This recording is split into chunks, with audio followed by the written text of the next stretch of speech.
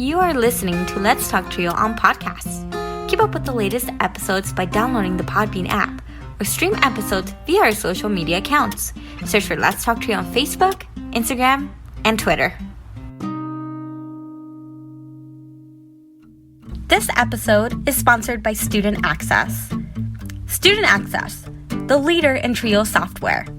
Student Access is an online database solution that allows Trio programs to track their students' information, connect with students by text messages, streamline the APR, and work from anywhere, all online, with automatic updates for changes from the Department of Education. Their technical support team includes former Trio staff and has over 50 years of combined experience working with Trio. Make it easier to focus on your priority, the students. For more information and to request a free demo, visit their website at www.studentaccess.com or call them toll-free at 1-800-801-1232. That website again is www.studentaccess.com or 1-800-801-1232. Be sure to share your favorite episodes on your social media by tapping that share button. This is a great way to support the podcast. Now here's your host, Juan Rivas. Thank you, Amelia, for that wonderful introduction. Hello, listener, and welcome to another episode of Let's Talk Trio. I am your host, Juan Rivas. In today's very important, very special episode number 100 for Let's Talk Trio, and we couldn't have a better guest for this episode. Our guest today is Kim Jones, who is the current president of the Council for Opportunity and Education. Kim is on the podcast to talk about her educational journey and just servicing the first generation students and the students all across the nation who benefit from TRIO programs. So coming up in just a bit, Kim Jones.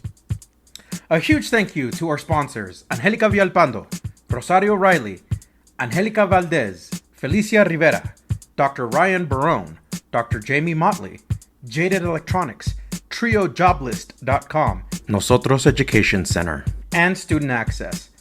Thank you all so much for making episode number 100 possible for this podcast.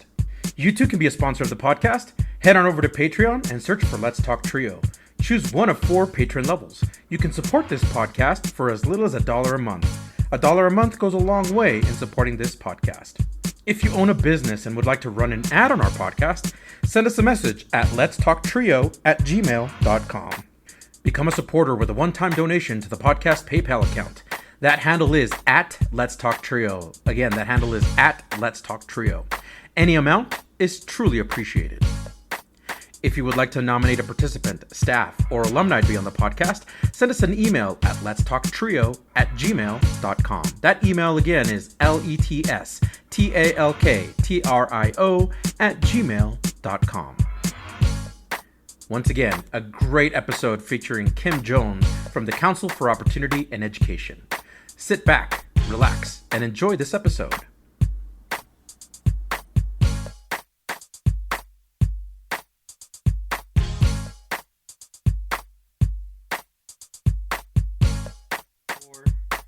Three, 2, 1.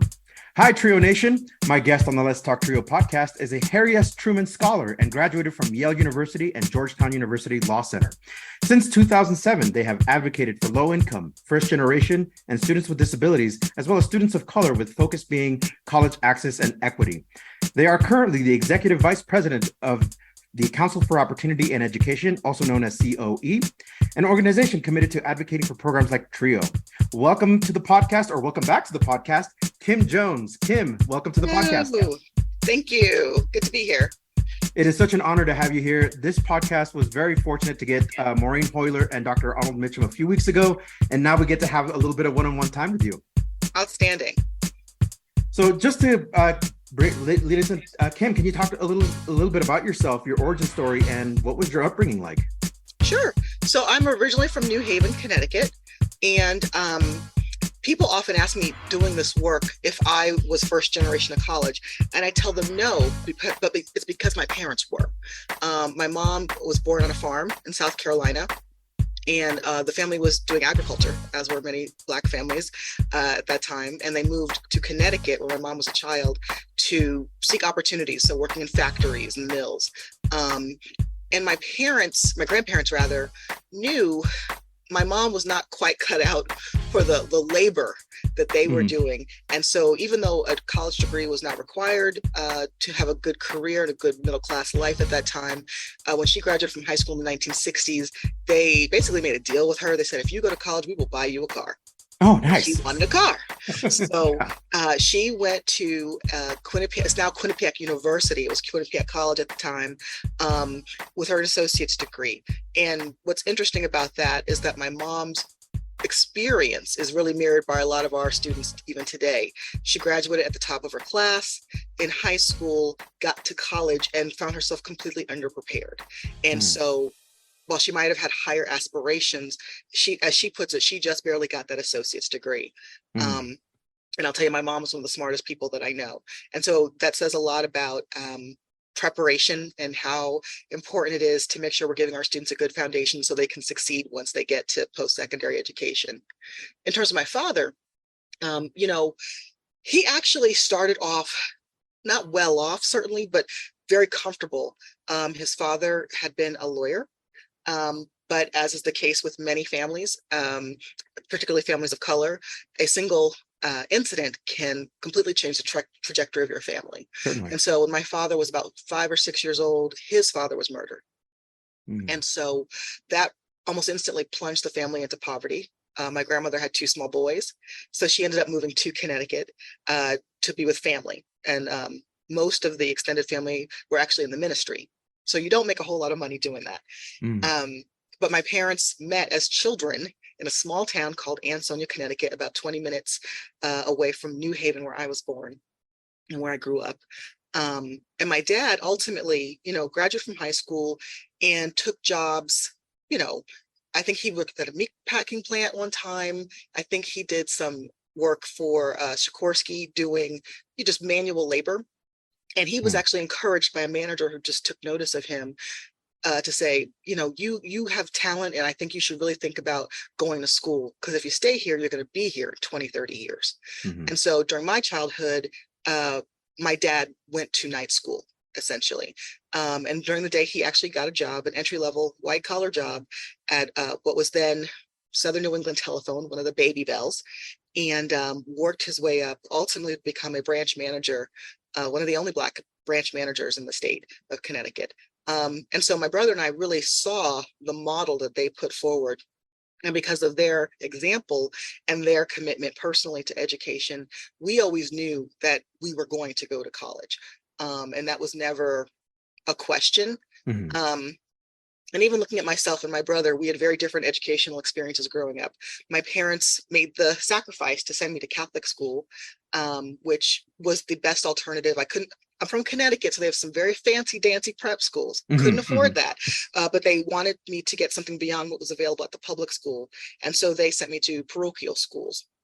My brother, on the other hand, and I won't give too much of his backstory, that's his to tell, but because of additional supports that he needed to go to the public school system. And to this day, some of those schools in our hometown are among the 5% lowest performing schools in the country. But my parents were adamant that my brother was going to get a good education. And so they were consistently at the schools, talking to teachers, talking to principals.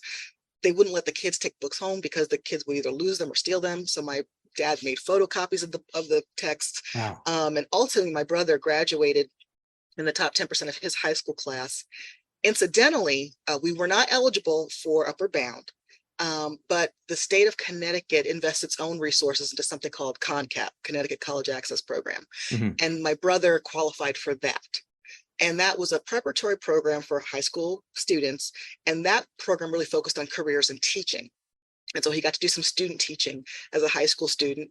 And today, I'm very proud to say he is a high school teacher in Northern Virginia. He actually teaches honors American history, and he's pursuing a doctoral program. And we're going to get to you here in just a moment about the things that you've accomplished as well. But were there any academic subjects that you really felt that spoke to you or you found fascinating?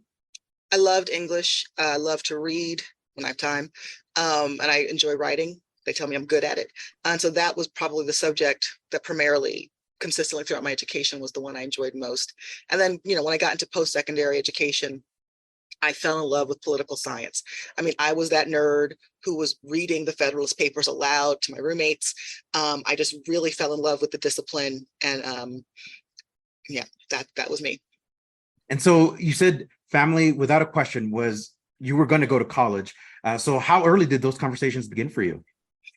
Well, that's the thing. And that's the blessing, right? I was a 17-year-old college bound student. I had just gotten admitted to Yale and I was at the hair salon and I'm under the dryer. And a young lady sitting next to me, my age, she says to me, "Are you going to college?" And I was almost insulted. I was like, "Yeah, I'm going to, what you mean about going to college?" Yeah. But as it turns out, our conversation continued, she had just made the decision to go to college. And she was going to, the community college up the street, but Yeah. she was going to be the first one to go. And honestly, because of my parents' influence, because of, attending parochial schools that advertise themselves as college preparatory, there was never a question. And so that was honestly the first time it occurred to me that some people weren't going to go to college because it was just a given. In terms of how my family thought about education. And so that was almost the first time I even thought about the concept of first generation, is when I had that conversation with the young lady at the hair salon. Wow. Can you talk to us about your process of identifying what colleges would help meet your goals? Did you have a method for selecting colleges? Okay, so I'm from New Haven, and the preeminent institution in New Haven is Yale University. It's constantly on the news. It's constantly on people's lips. And so I remember as a child just asking my mom, "Well, what's Yale?" And she said, "Oh, that's a school where smart people go." And I said, "Well, okay, well, I'm smart." And Yeah. so I think I was maybe seventh grade, and I wrote an essay that said, "What's your big dream in life?" And I wrote an essay about going to Yale. By the time I got to be a senior in high school, I had more or less not abandoned the dream, but I was like, I wasn't sure if that was a realistic possibility. And so I remember I applied and forgot about it. I said, I'm going to put everything into this application. So if I don't get in, I won't feel bad. And so I did that. And then I applied to all my other schools. And then all of a sudden, in April, this big blue envelope shows up at the house. And so the conversation got pretty clear for me because my parents said, if we're going to have to go into debt for you to go to school, you're going to Yale. Because I'd been given full rides at other places. So that decision was made pretty easily for me. Thankfully, when I got there, I fell in love with the institution. I made some of my best friends there, had a wonderful, enriching experience. And I was actually just back there last weekend. The university, much to its credit, has come so far in terms of how it's supporting students of color, low-income students, first-generation students.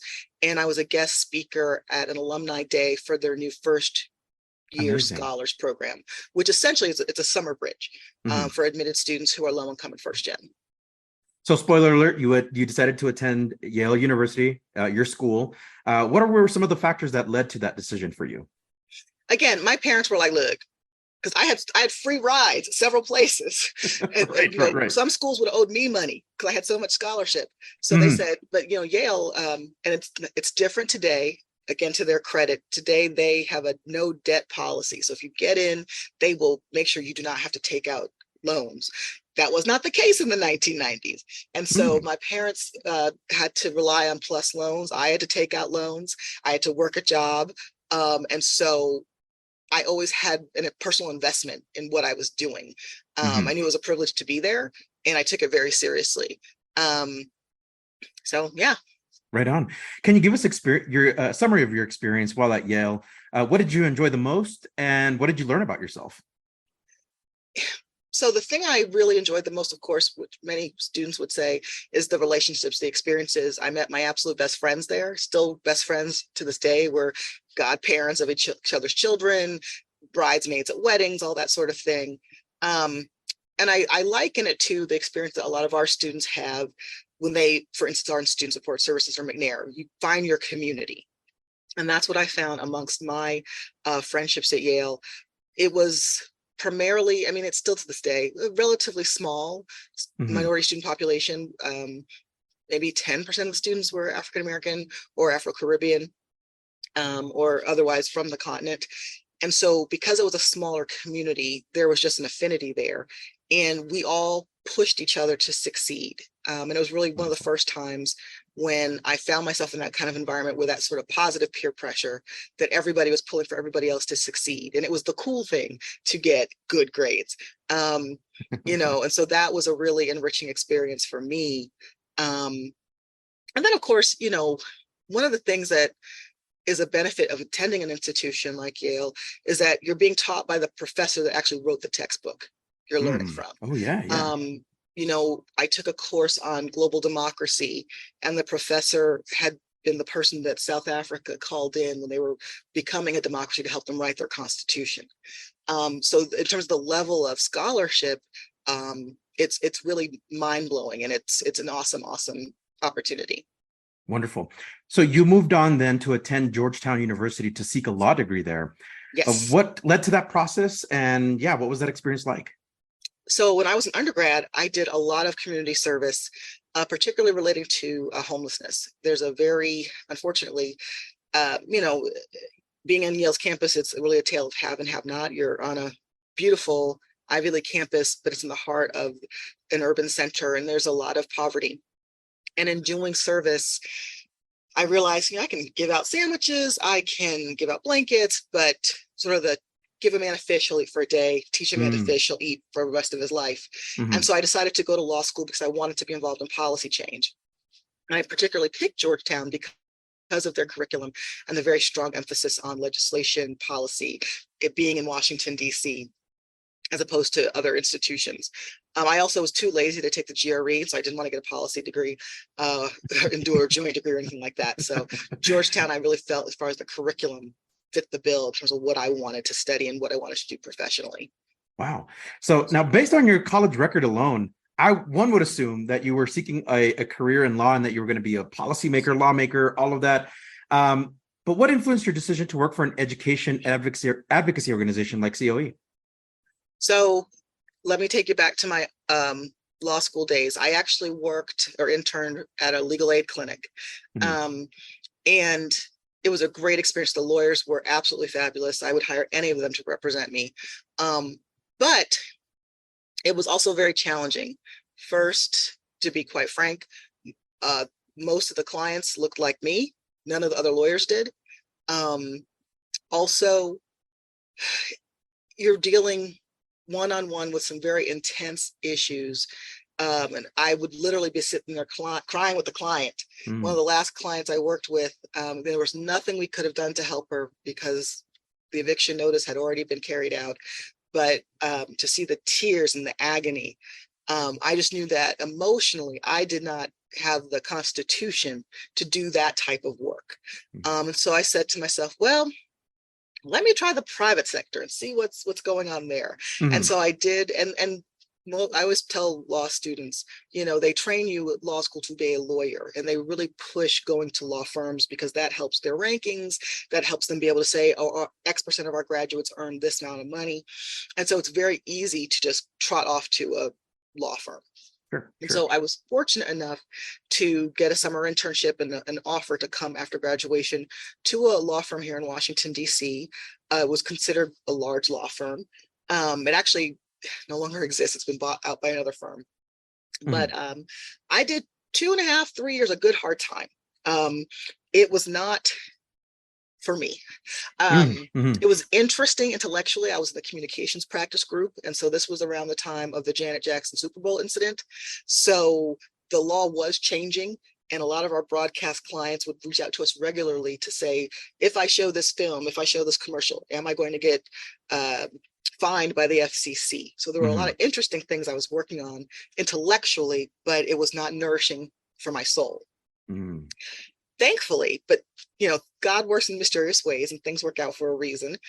The council had recently come on board as a client of this firm, part of their education practice group.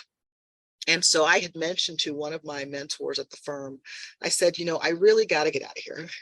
And I'd love to go on Capitol Hill. I would love to work at do something public service oriented. And so again, at that time, COE had just come on board. He was the head of the lobby practice group with the firm. And I didn't want to go there because they represent, for the most part, corporate entities. That would have been too similar in terms of what I was trying to escape from.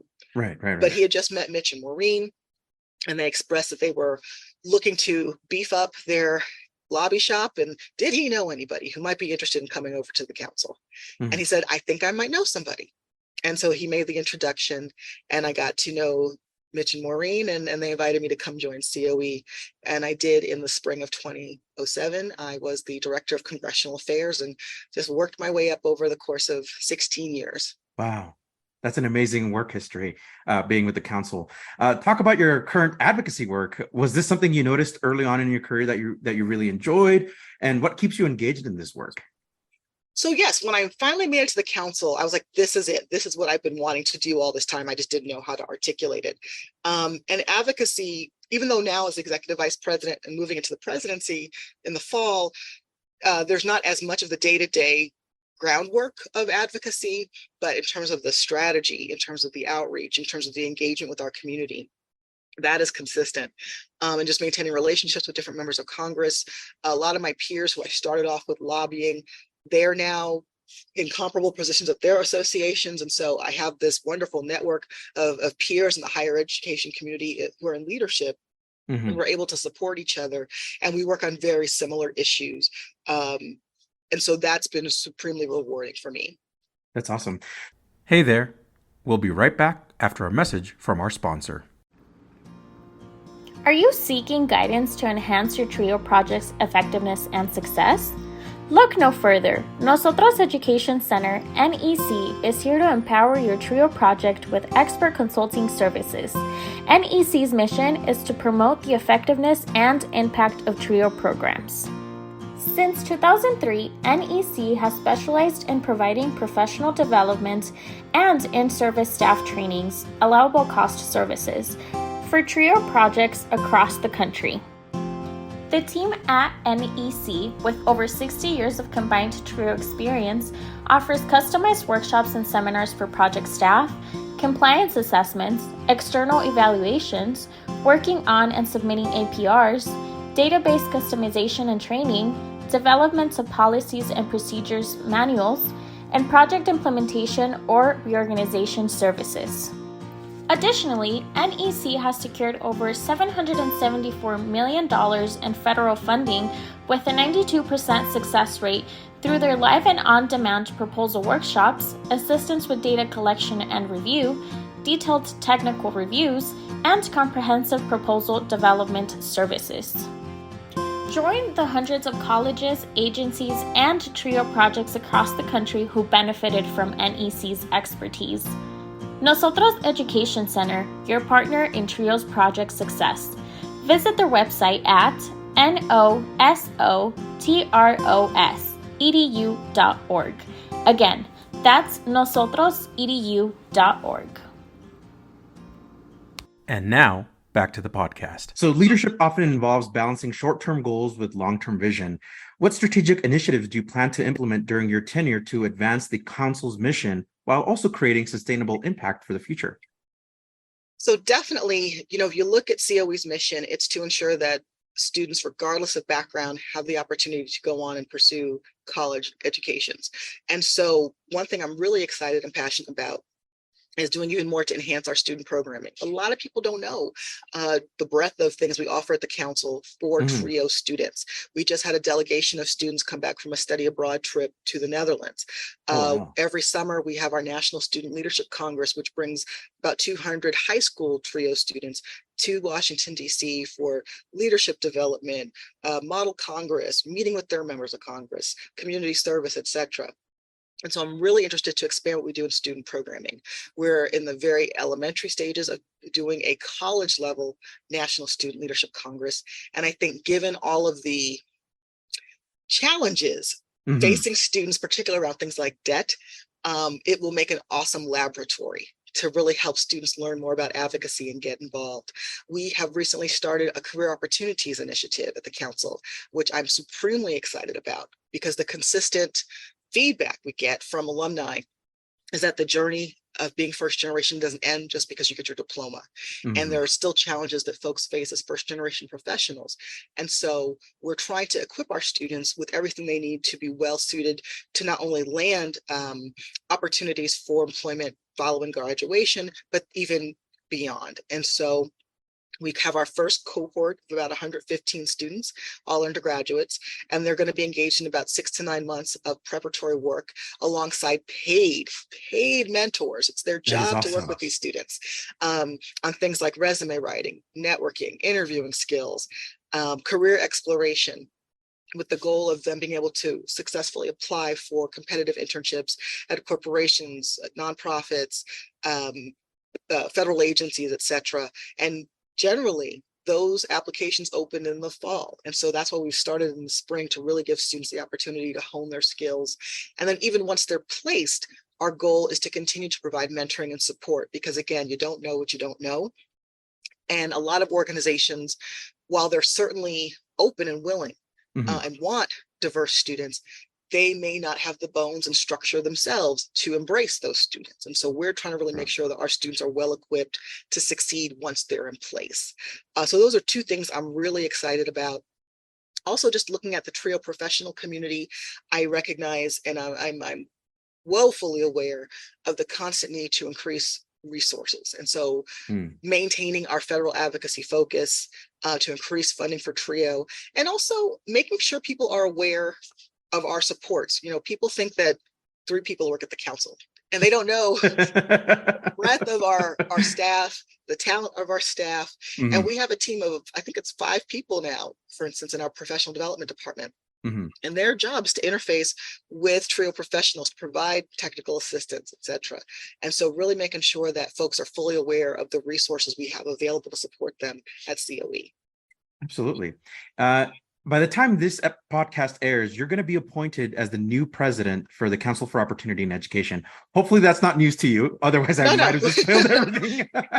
So in your new position, how do you intend to engage with members, institutions, and stakeholders to better understand their needs and perspectives? And how will you use this input to shape the Council's programs and initiatives? So for me, I'm woefully aware there's a reason why we have one mouth and 2 ears. And so I like to pride myself on being a good listener, because, and I'm always transparent about this. If I were to get a job at an upper bound program, that would be my first day working in TRIO. And so really making myself a listening ear to our constituents, so I'm well tuned in and plugged into the challenges they're facing in real time, so we can address them as best we can. So that's something I've tried to already do that, but I think I'll have even more opportunity to do that as the president. Also, more engagement, I think, at the most senior leadership levels, and helping our folks really have their presence known on their campuses. We're actually engaging in a community college initiative where we're trying to suss out what works best in a community college environment to help TRIO's programs succeed. And we are leveraging our networks among community college presidents, many of whom are familiar with TRIO, to really catalog this information so that we can build it out, and so give people a blueprint. And it's my hope that ultimately we'll be able to do the same, looking at programs at 4-year public institutions, looking at private institutions, and so on. Right on. The council has a diverse membership representing various institutions and communities. How do you plan to leverage this diversity to drive innovation and achieve more comprehensive and equitable outcomes? Well, so the hallmark of TRIO has always been the fact that we are a diverse community. Because we are unified by first generation of college, low income status, you're by default going to get a cross section of everybody. You know, I always tell people, if you go to one of our conferences, you look out in the audience and you see people from every corner of the country, representing every demographic background as far as race, ethnicity, political thought. And so that's key. That's our core strength at COE, and it's absolutely critical to maintain that. Absolutely. The federal TRIO programs have always, I felt, played on defense. They've always needed advocacy, right? They've faced a variety of challenges. What strategies do you have in mind to address these challenges to ensure their sustained success and expansion? So you are right. We very often we are on the defense. And I tell people all the time, we don't have a lot of money. We don't have a lot of prestige, but we have people, again, in every single pocket of this country. And so by continuing to be consistently involved and engaged with our federal legislators, because they hold the bag, right? And so we're on a very, and I know you all are sick of getting my emails, but we're consistently sending out messages urging people, meet with your members of Congress locally. We can only do so much here in Washington, D.C. You know, we're dealing with the federal folks and their representatives here, but as the constituents, as the voters, you all have the ears. And especially, again, when we get into an even numbered year, people's ears tend to perk up just a little bit more. So continuously schooling our community about the ways in which they can engage their legislators locally. And then even here in DC, you know, we're always persistent. We don't miss a hearing. We don't miss a meeting. We don't miss a day on the Hill. We are very persistent and aggressive and take ourselves just as seriously as some of the big labor unions and other outfits, which have much bigger enterprises than we do. And that's part of how we've been successful all this time. Awesome. What steps will you take to ensure that the federal TRIO programs remain inclusive and responsive to the needs of diverse student populations, including students of color, first-generation students, and those from rural communities? So again, it goes back to the formulation of our program structure. First generation of college, low income background. And as well, we have special programming for students with disabilities, students who are veterans, so on and so forth. And so that has been our North Star and will continue to be our North Star moving forward. And I think we always do have to be mindful when we're designing programming that we're not just thinking about, well, how would this work in Chicago? We have to also think about how this would work in the rural plains. We have to think about how this will work in the Caribbean or in the Pacific Islands. And so really being mindful of the breadth of our community. Absolutely. The Council for Opportunity Education plays a crucial role in shaping educational policies that impact hundreds of thousands of students each year. How will you engage policymakers to ensure that their continued commitment to the success of the federal TRIO programs? Same. We do not miss an opportunity. And we are aggressive. There are probably some other adjectives I could use, but we are very aggressive and very consistent in our advocacy because we have to be. I always liken it to, selling Girl Scout cookies. You don't just want to be that person who shows up when you're selling cookies. You want to be friendly with your neighbors all year long. And that's something that we're really proud of, the model we've established, and continuing to do that because, again, there's turnover, not just in terms of members of Congress, but even in the staff.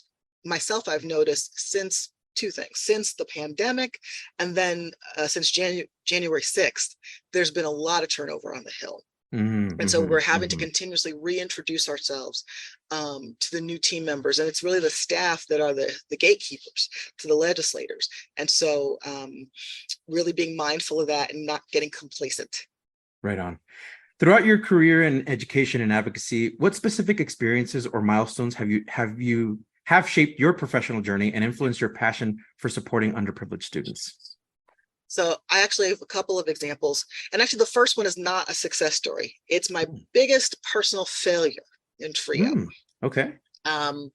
So back in, I think, 2012, and I hate to call names, but the Obama administration decided to move, I think it was $50 million out of the McNair Scholars Program to move into upper bound math science. Now, the rationale we were given publicly was that,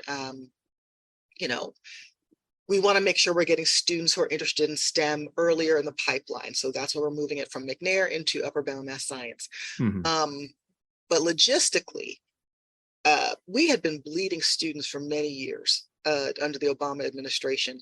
And the reality is that given the per student cost, you get 2 upper bound math science students for every 1 McNair student. And so we believe that was the real reasoning behind that decision.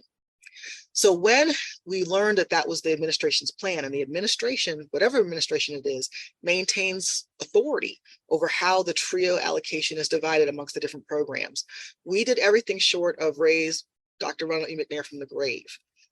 We actually engaged his family, so his widow, his children, in advocacy. I spent about 2 weeks with them on the Hill. We met at the White House. We met at the highest levels of the Department of Education. We met with several members of Congress. We had articles published in trade publications. We had a convening on Capitol Hill.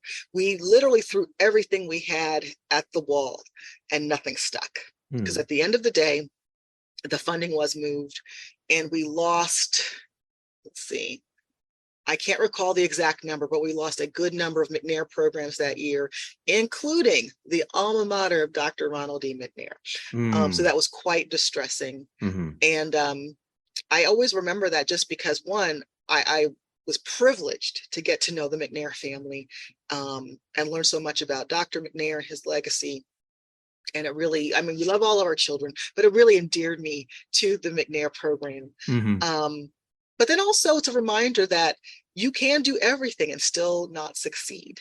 In the years since, we've been able to recover lost ground, but that was a very difficult loss, and I kind of took it personally. So that's a failure. I'll give you 2 examples of success. Okay. The first was in FY 2015. That involved student support services. And the Department of Education, and I can't recall all of the particulars, but essentially they decided to issue the grant application and then they withdrew it because they wanted to play with it some more. Oh. And we knew, just based on the timing, there was no way that they would be able to complete that competition and get the results out before the end of the current grant cycle. And so again, we moved heaven and earth. We engaged members across the aisle. We actually called in one of our former board members, Dr. Dan Connell, who still serves as the finance committee chair of COE. He is an official at an agency, or excuse me, at a college that at the time was in the district of the chair of the full appropriations committee. And we brought him in and we actually had a meeting with the chair in the Capitol and pleaded our case. And I was delighted that by the time the final bill was a continuing resolution, it is extremely difficult to get any instructional language into the text of a bill. You can get report language, but to actually get it in the underlying bill, it doesn't happen. But we got language in that bill that instructed the Department of Education to issue the application awards by date X, to get out the awards by date Y. And that was a huge, huge monumental victory. Wonderful. The last example, somewhat similar, in FY18, there was a movement. There was actually an amendment on the floor of the House of Representatives to remove $60 million out of TRIO and to put it into career and technical education. Now, this was a Republican-controlled House, and the amendment was put forth by a Republican. Typically, with the amendment process, you just kind of go on a party line vote. But what we managed to do, we leveraged our TRIO caucus, the chair of which sits on appropriations. And of course, the subcommittee chairman at that time was Tom Cole of Oklahoma, who's an ardent TRIO champion. And we worked with their offices as well as several Democratic offices. Congresswoman Gwen Moore of Wisconsin, who's a TRIO alum, Congressman Bobby Scott of Virginia, who worked at Upper Bound when he was in college. And we cobbled together, and also, I can't forget, G.T. Thompson. No, not G.T. Thompson. G.T. Thompson of Pennsylvania, yes. He was and he could still be, the chair of the CTE caucus. So he's the lead guy on this issue. And we got him on our side because he agreed you don't want to pit 2 good programs against each other. We want to increase CTE, but you don't want to do it at the expense of TRIO. Right. And so together we had a bipartisan coalition. They made statements on the floor of the House of Representatives. We had a massive campaign where the members talked to each other, and we defeated that amendment on the House of the floor by a vote of, we beat them by 110 votes. Wow, that is amazing. That's a great accomplishment to be able to do that. It was a lot. It was very scary, but we did it. So effective leaders often have guiding principles that inform their decision-making. What are some core values or principles that you hold dear, and how do you incorporate them into your work with the council and beyond? So I do have a couple core principles that guide me in life, and I hope people on the COE team can tell you if it's true or not, in leadership. But certainly, I believe in radical candor. I think you can be honest and still be kind. I think you can be direct without being unkind, but you still get to the point. And I really value radical candor, and that's one of my chief principles. Also, excellence. Just it's, I hate I'm a perfectionist. No. But because of the work we do and the students we serve, we don't have a choice but to be excellent. Absolutely. Because people are not expecting that from us. And then very often our students don't get that. So we must have the most preeminent level of support that can be provided. They deserve nothing less. And so just doing everything in a spirit and attitude of excellence and precision. And then related to both of these is just being mission driven. I think that's really, if you ask people, why do you stay at the council for 16 years? And you ask other people who've been here a long time, and it's the mission. It's really the mission. It's getting to know people in the Trio community. It's the students. And that is our North Star. And so it makes it much easier to put any personal predilections aside because we're focused on our mission. That's wonderful. If you could give advice to pre-college and college students, what is something you would like to say to them? Ask as many questions as you can. Talk to people who've been where you're trying to go. And just get curious. Get curious about the options that are out there. One thing that was interesting, again, this past weekend at the first year scholars program, the students were so focused. They hadn't even started their freshman year yet, but they were already asking about graduate school and law school and careers. And well, that's good. I also want to encourage people to enjoy the journey. I hope one thing we've all learned as a result of the pandemic is that life circumstances change very quickly, and you've got to enjoy the journey. Absolutely. Wonderful advice. What is something you would like to say to Trio professionals? Say you had all the Trio professionals from coast to coast, one room. What would you like to say to them? Thank you for the work you do to support our students. I know you're not getting paid what you get paid. Very often you're dealing with a lot of challenges, whether it's from your institution, from parents, etc. But you stay the course. So thank you. And also thank you for entrusting me with this awesome responsibility. And again, I'm here as a listening ear because you all are the experts, not me. Wonderful. By the time this airs, as we said earlier, you'll be installed as the new president for the Council for Opportunity and Education. I'm going to change up the question just a little bit, Kim. Sure. What excites you most about this position? Well, it's interesting because having been here for a while, you see, everybody always thinks, oh, I would do it this way and I would do it that way. Right. And so to be able to put into action some of the things I've thought about for years is certainly something that entices me. But it's also just scary as well, because sometimes you're used to kind of sending decisions up the chain. You're like, well, wait a minute, pretty soon this is going to be my call. Right. And so I've been kind of testing myself, like, well, how would I handle this? Before I send it up the chain. And so yeah, it's an exciting time. That's wonderful. Wonderful, wonderful. What is one word you would use to describe yourself? Ooh, thorough. Thorough. I love that. Thorough. And the reason I asked that question is I usually use that as the title of the podcast for the guest. So we just started doing that. We said thorough. So one of my nicknames at high school was Sister Thorough. Sister Thorough. Could I use that? Would that be okay to use? All right. That's awesome. So Maureen's was optimistic, and I think Dr. Mitchum's was nice, right? Yes, that's correct. So thorough, that's nice. That's solid. That is absolutely.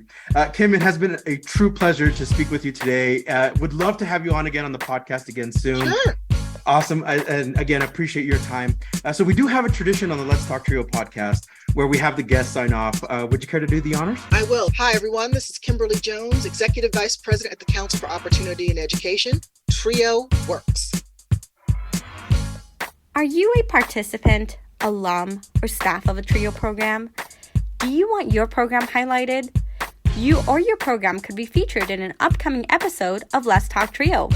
Get a hold of us by going to our Facebook page or Instagram and send us a direct message. Search for Let's Talk Trio. We want to get your story to the public. That was our guest, Kim Jones from the Council for Opportunity and Education. Kim, thank you so much for being on the podcast and for sharing your journey with us.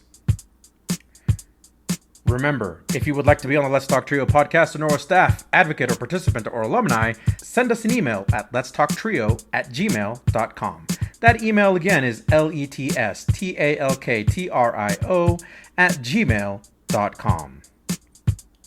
A huge thanks to our sponsors, Angelica Villalpando, Felicia Rivera, Dr. Jamie Motley, Dr. Ryan Barone, Angelica Valdez, Rosario Riley, TrioJoblist.com, Jaded Electronics, NOSOTROS Education Center, and Student Access. Thank you all so much for your support of this podcast and for making episode number 100 possible for us. You too can be a sponsor of the Let's Talk Trio podcast in one of three ways. Become a monthly patron on Patreon. Our base patron level starts at $1 a month. Become a supporter with a one-time donation to the podcast PayPal account. That handle is @Let's Talk Trio. I'd like to take a moment to thank our honorary members of the Let's Talk Trio podcast, Roderick Chambers, Tony Ho, Scott Kendall, and Susan Cramp. The Let's Talk Trio podcast team is John Russell, audio engineer, music producer and composer, and post-production editor.